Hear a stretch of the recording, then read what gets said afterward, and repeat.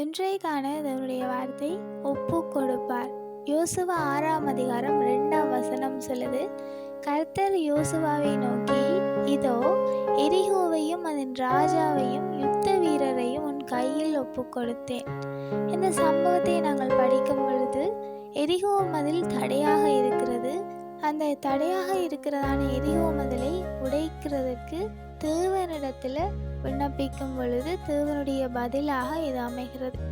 தேவன் சொல்லுகிறார், அந்த எரிகோ மதிலை நீங்கள் 6 நாளும் சுற்றி வாருங்கள், துதித்து பாடுங்கள், மேளதாள சத்தங்களோடு ஆர்ப்பரித்து துதித்து பாட சொல்லி தேவன் சொல்கிறார்.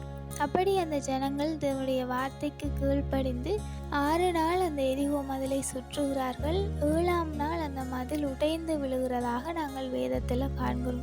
இந்த இடத்துல துதியினுடைய வல்லமையையும் அவர்களுடைய விசுவாசத்தையும் நாங்கள் கண்டு கொண்டாலும் ஆழமாக தியானிக்கும் பொழுது இந்த இடத்துல அவர்கள் இடைவிடாமல் விசுவாசித்திருக்கிறார்கள் என்பது புலப்படுகிறது. அதாவது அவர்கள் 6 நாளுமே துதித்து பாடி தேவனை மகிமைப்படுத்தி அந்த எரிகோ மதிலை சுற்றுகிறார்கள். ஆனால் 6 நாளிலும் எந்த விதமான மாற்றத்தையும் அவர்கள் காணவில்லை. அதாவது எரிகோ மதிலில் எந்த விதமான ஒரு மாற்றமும் இல்லை. 6 நாளும் சாதாரணமாக ஒரே மாதிரி இருக்கிறது. ஆனால் 7ஆவது நாள் தான் அந்த எரிகோ மதில் உடைந்து விழுகிறதை நாங்கள் காண்கிறோம்.